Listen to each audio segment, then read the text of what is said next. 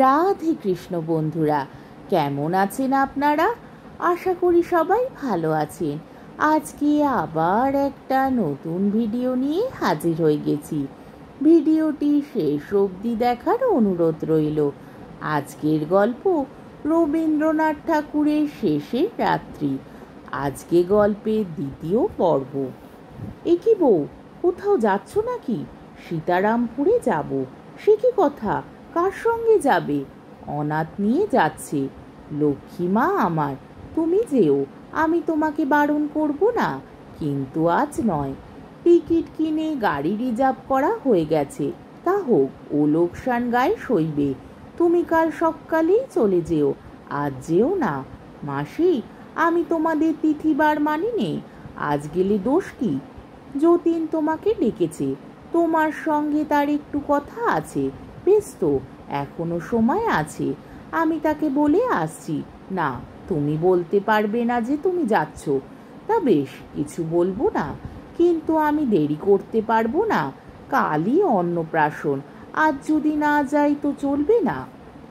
আমি জোরহাট করছি বউ, আমার কথা আজ একদিনের মতো রাখো। আজ মন একটু শান্ত করে যতীনের কাছে এসে বসো, তাড়াতাড়ি করো না। তা কি করব বলো, গাড়ি তো আমার জন্য বসে থাকবে না। অনাথ চলে গেছে, 10 মিনিট পরে সে এসে আমাকে নিয়ে যাবে।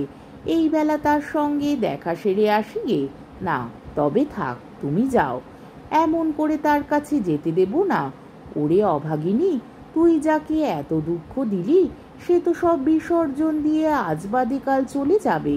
কিন্তু যতদিন বেঁচে থাকবি, এদিনের কথা তোকে চিরদিন মনে রাখতে হবে। ভগবান আছেন, ভগবান আছেন, সে কথা একদিন বুঝবি। মাসি, তুমি অমন করে সাপ দিও না বলছি। ওরে বাপরে, আর কেন বেঁচে আছিস রে বাপ? পাপের যে শেষ নেই, আমি আর ঠেকিয়ে রাখতে পারলুম না। মাসি একটু দেরি করিয়া রোগীর ঘরে গেলেন। আশা করিলেন যতীন ঘুমাইয়া পড়িবে, কিন্তু ঘরে ঢুকিতেই দেখিলেন বিছানার উপর যতীন নড়িয়া চড়িয়া উঠিল। মাসি বলিলেন, এই এক কাণ্ড করে বসেছে। কি হয়েছে, মনি এলো না? এত দেরি করলে কেন মাসি? গিয়ে দেখি সে তোমার দুধ জাল দিতে গিয়ে পুড়িয়ে ফেলেছে বলে কান্না। আমি বলি, হয়েছে কি? আরও তো দুধ আছে। কিন্তু অসাবধান হয়ে তোমার খাবার দুধ পুড়িয়ে ফেলেছে। বউয়ের এ লজ্জা কিছুতেই যায় না। আমি তাকে অনেক ঠান্ডা করে বিছানায় শুয়ে রেখে এসেছি। আজ আর তাকে আনলুম না, সে একটু ঘুমুক। মনি আসিল না বলিয়া যতীনের বুকের মধ্যে যেমন বাজিল, তেমনি সে আরামও পাইল। তাহার মনে আশঙ্কা ছিল যে পাছে মনি সশরীরে আসিয়া মনির ধ্যান মাধুরীটুকুর প্রতি জুলুম করিয়া যায়।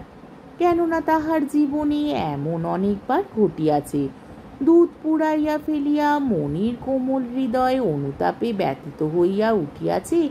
ইহারই রসটুকুতে তাহার হৃদয় ভরিয়া ভরিয়া উঠিতে লাগিল।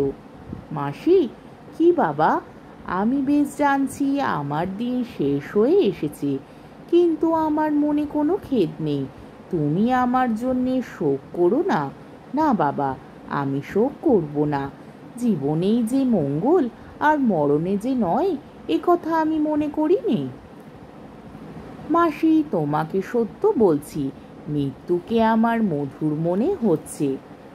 অন্ধকার আকাশের দিকে তাকাইয়া যতীন দেখিতেছিল, তাহার মনি আজ মৃত্যুর বেশ ধরিয়া আসিয়া দাঁড়াইয়াছে।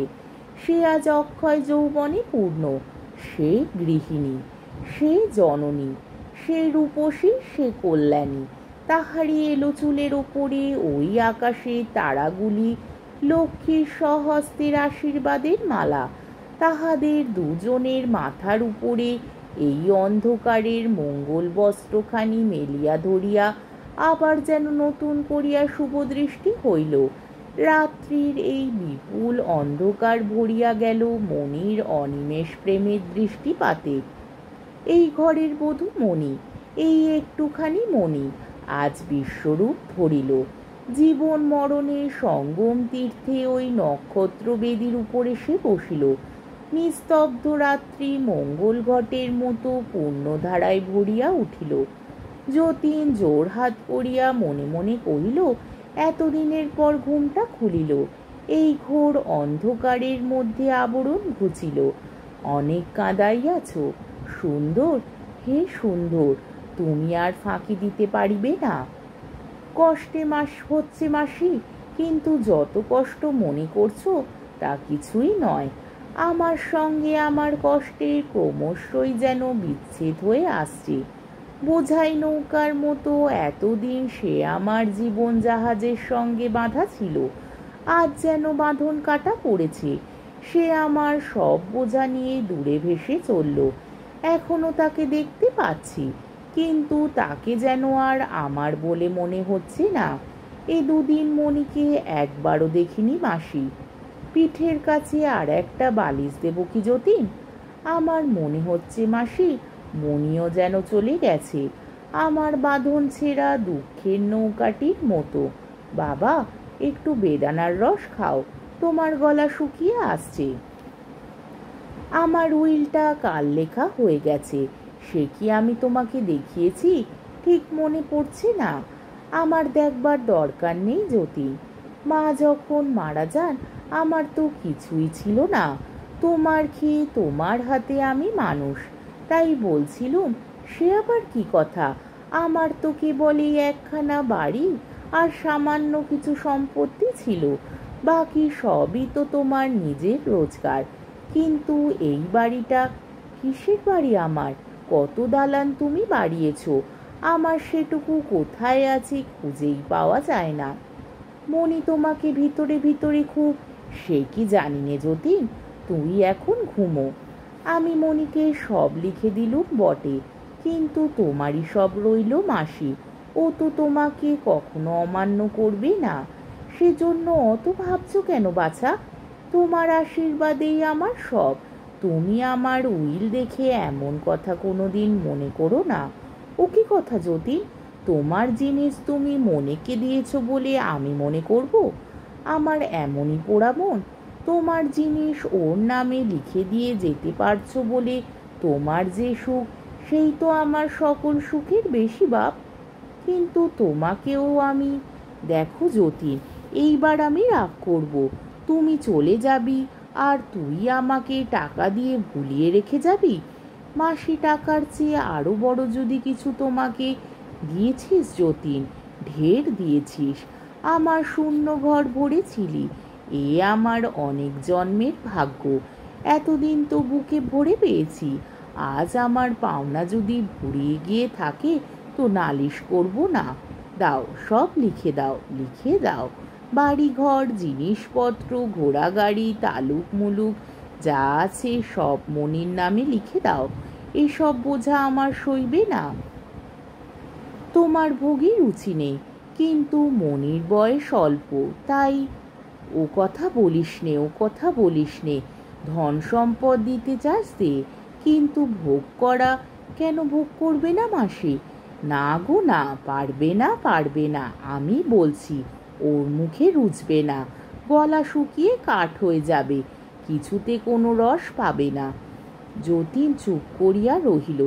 তাহার অভাবে সংসারটা মনির কাছে একেবারে বিষাদ হইয়া যাইবে, এ কথা সত্য কি মিথ্যা, সুখের কি দুঃখের, তাহা সে যেন ভাবিয়া ঠিক করিতে পারিল না। আকাশের তারা যেন তাহার হৃদয়ের মধ্যে আসিয়া কানে কানে বলিল, এমনই বটে। আমরা তো হাজার হাজার বছর হইতে দেখিয়া আসিলাম, সংসার জোড়া এই সমস্ত আয়োজন এত বড়ই ফাঁকি।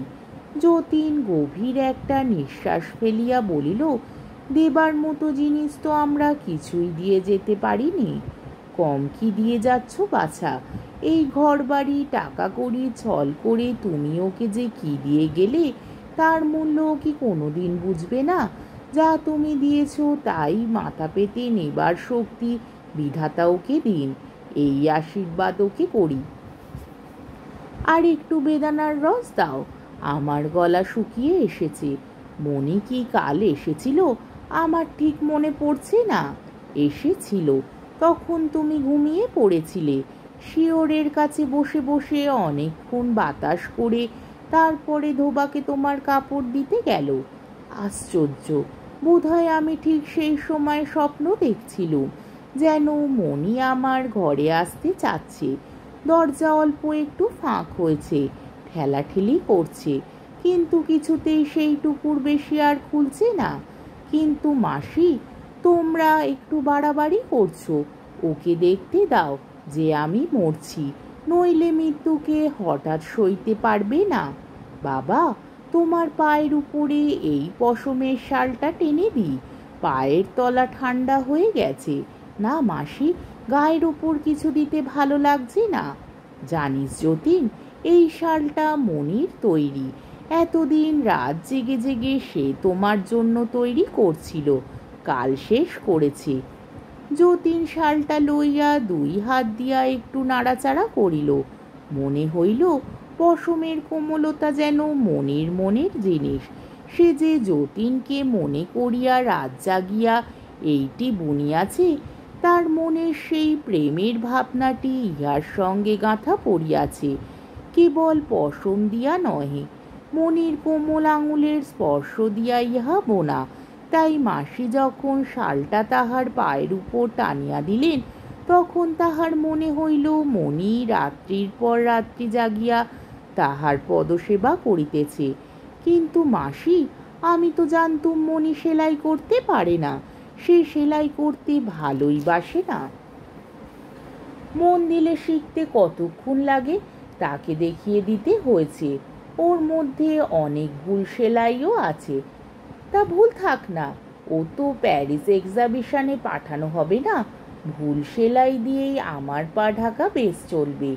সেলাইয়ে যে অনেক ভুল ত্রুটি আছে, সেই কথা মনে করিয়াই যতীনের আরো বেশি আনন্দ হইল।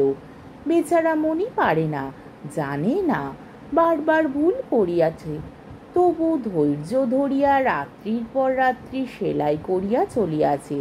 এই কল্পনাটি তাহার কাছে বড় করুণ, বড় মধুর লাগিল। এই ভুলে ভরা শালটাকে আবার সে একটু নাড়িয়া চাড়িয়া লইল। আজকের পর্বটি এইখানেই শেষ হলো। আমার ভিডিওটি যদি আপনাদের ভালো লেগে থাকে, তাহলে আমাকে কমেন্টের মাধ্যমে আপনাদের মূল্যবান মতামত অবশ্যই জানাবেন এবং আমার ভিডিওটিকে লাইক ও শেয়ার করার ও আমার চ্যানেলটিকে সাবস্ক্রাইব করারও অনুরোধ রইল। তাহলে আজকের ভিডিওটা এই অবধি।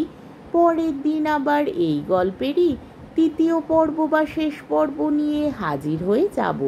ততক্ষণ পর্যন্ত আপনারা সবাই ভালো থাকবেন, সুস্থ থাকবেন, সাবধানে থাকবেন এবং আমার ভিডিওটি দেখতে থাকবেন। তাহলে আজকে আসি। রাধে কৃষ্ণ।